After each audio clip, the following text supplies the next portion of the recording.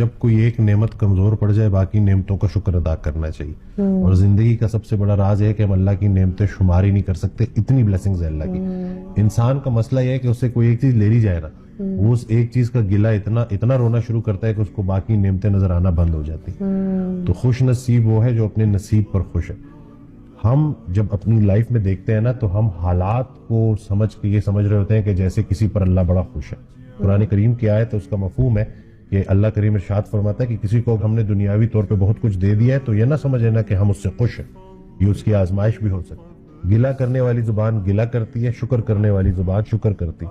اللہ کا جو عام بندہ ہے وہ تکلیف پر صبر کرے گا, اور جو خاص بندہ ہے وہ تکلیف پر شکر کرے گا.